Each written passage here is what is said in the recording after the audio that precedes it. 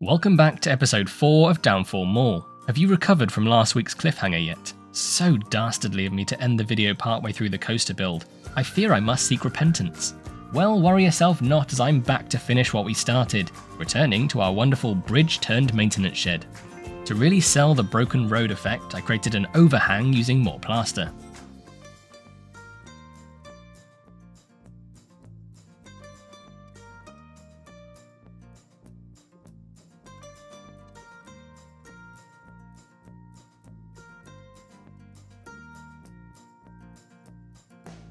I added further detail in the form of rebar, rubble, a wrecked car, and some road markings.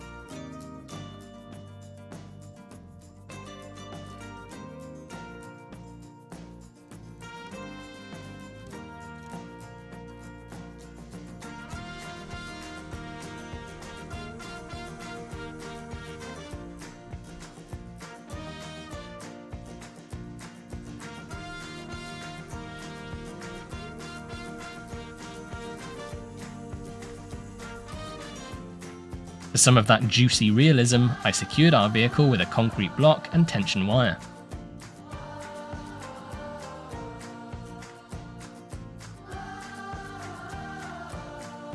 A little bit more exposed rebar and broken asphalt finishes this scenery piece off nicely.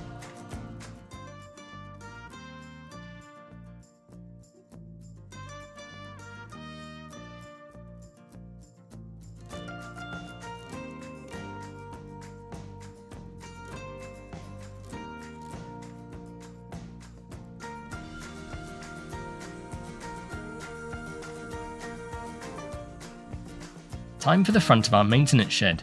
I added further walls and a door, followed by a nice big shutter using beams and locomotive rails.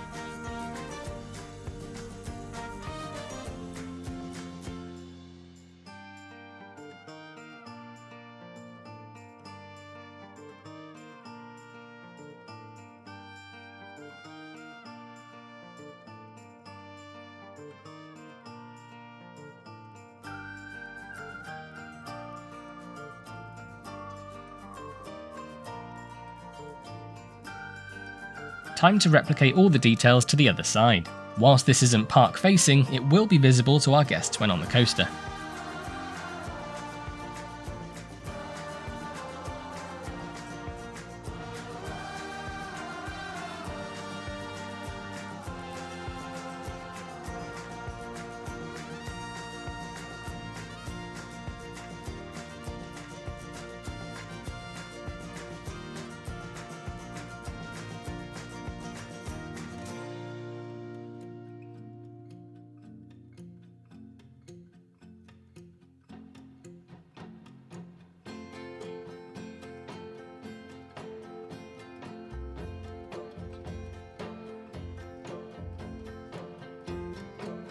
Time for everyone's favourite pastime, pathing.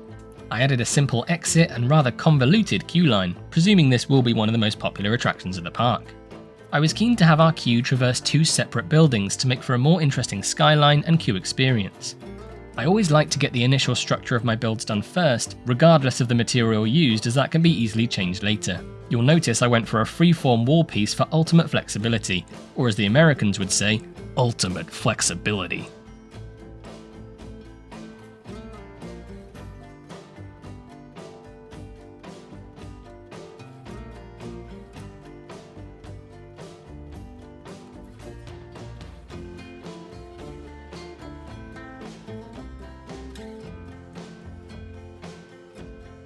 With all of our walls in place, I could start swapping them out for various different textures.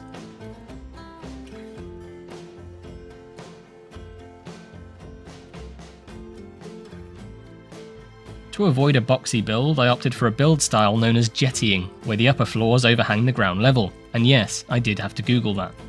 After discovering my walls were short by a bit, I decided to use the gap as a feature, adding further depth to the build.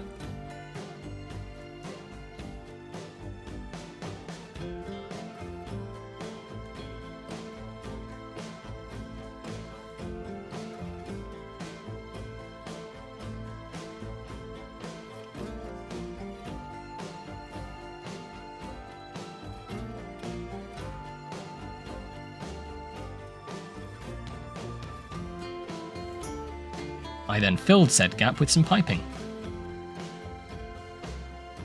I tried to use as many varying textures as I could to give the impression of the build being cobbled together by wastelanders.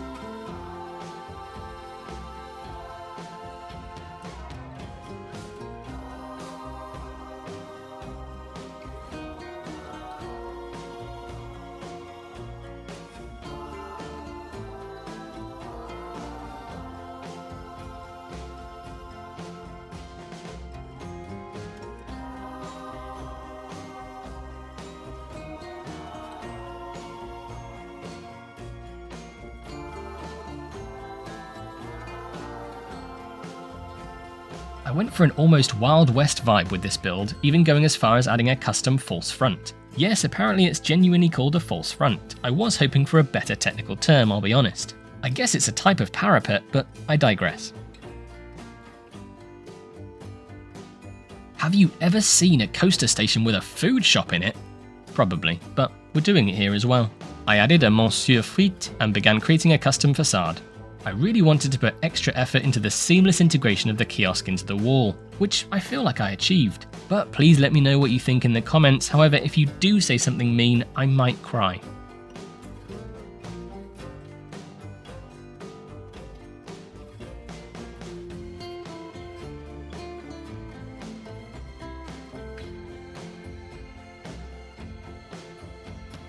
See? It's not bad, is it?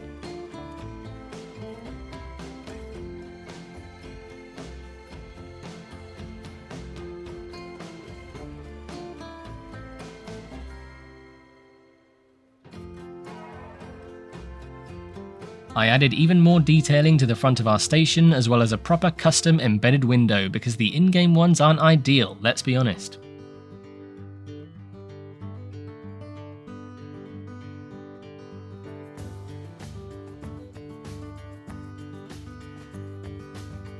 Much more of the same around the side of the build, with a column of tyres to hide the seam.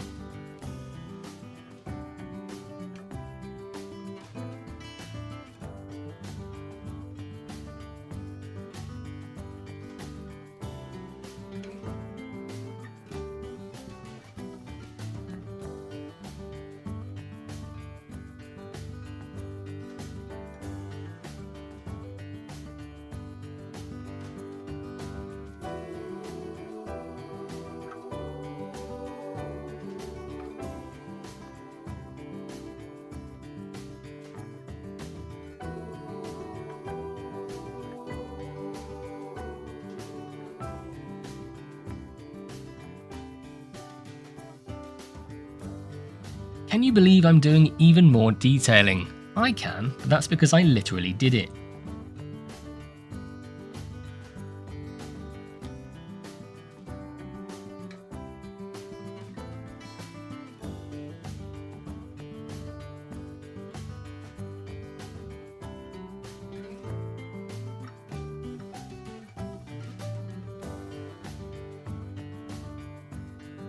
Moving on to the station exit, I added walls, metal tread plate flooring, and metal trim.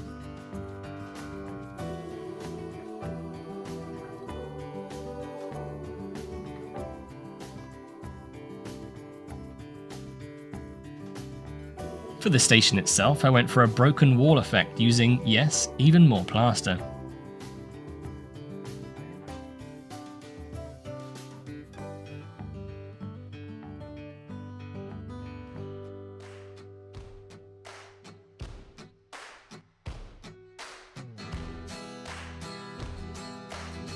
If you think I'm crazy enough to do separate internal and external walls, you'd be absolutely right. I used wooden balcony bases and sheet metal for the interior walls.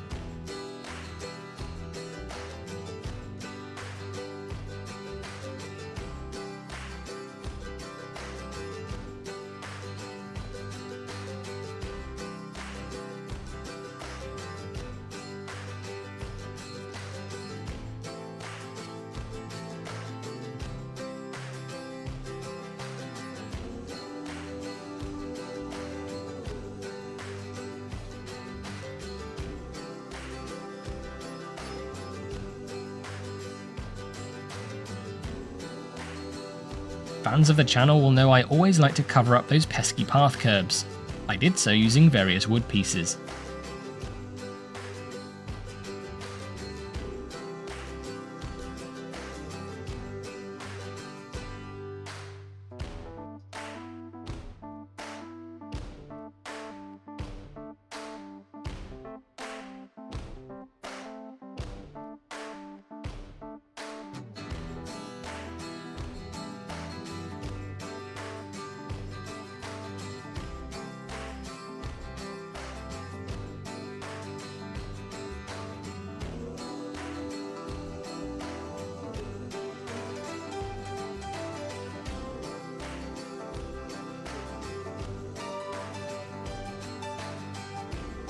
Creating these two buildings side by side gave us this lovely little alley between the two, which will double up as staff access to the ride area and an emergency evacuation route.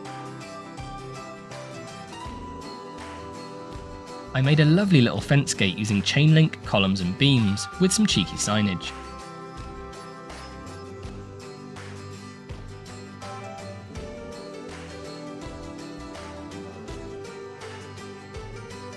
Rather than attempting to create a hole in this very solid wall, I embedded a custom door into it using beams and a TMTK handle.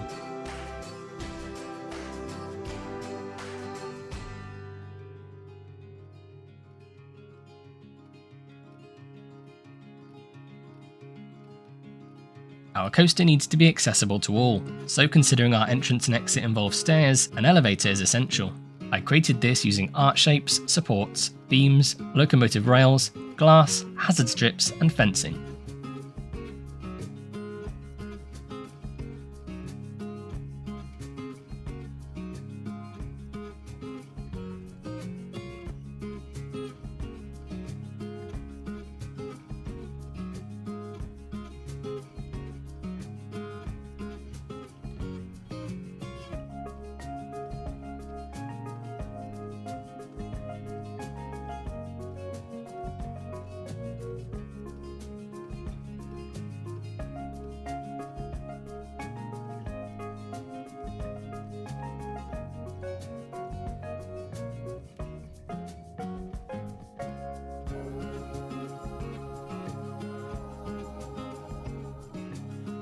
Some final details in the form of a chain, signage and controls.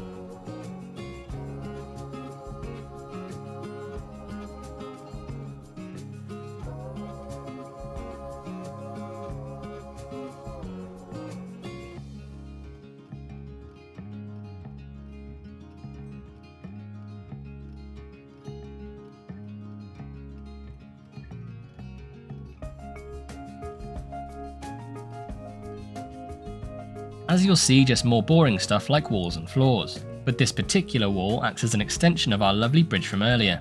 Although this section is just pretend, but don't tell the guests.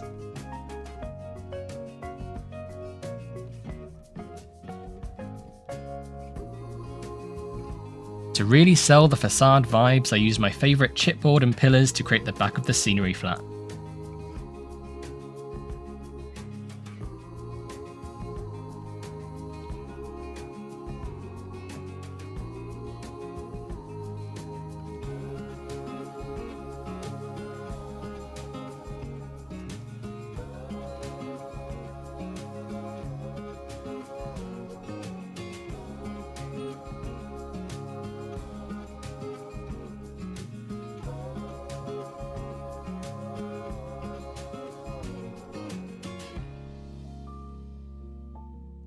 Back inside, I created a lovely little booth for our ride-op using more balcony pieces and wooden columns.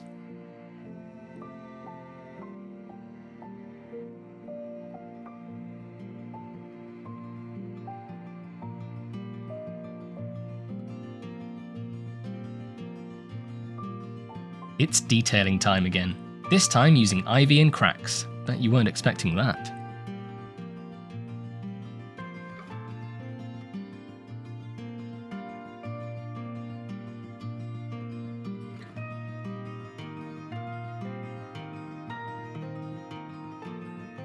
Going back over to the start of our queue, I went with a storage warehouse theme, somewhere for our scavengers to store all of the loot for the camp.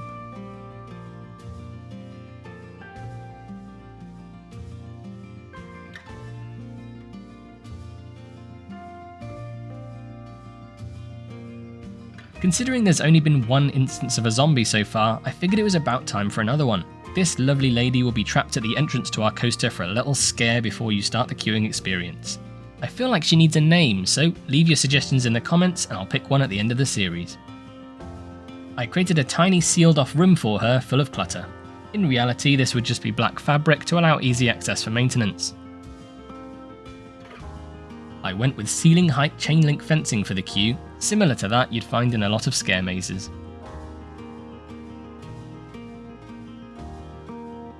I suppose this loot store should probably contain some loot, so I added some boxes and such. You'll have to imagine the rest because I don't think we can expect our guests to clamber over a bunch of junk. Just think of the risk assessment.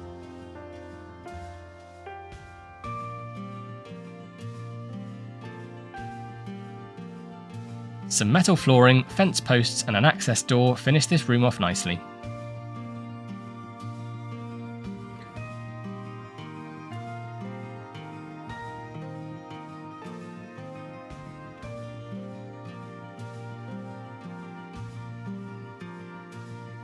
For the roof, I use metal sheeting, supports, and you guessed it, TMTK plaster.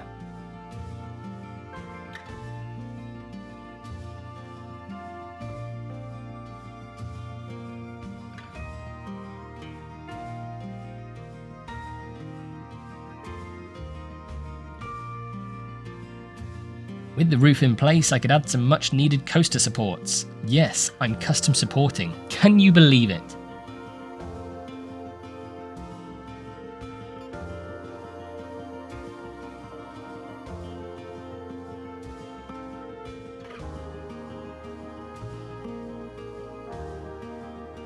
Finally, our coaster needs a name, and what better than Loot Runner, a representation of our scavvers traversing the wasteland searching for valuable loot.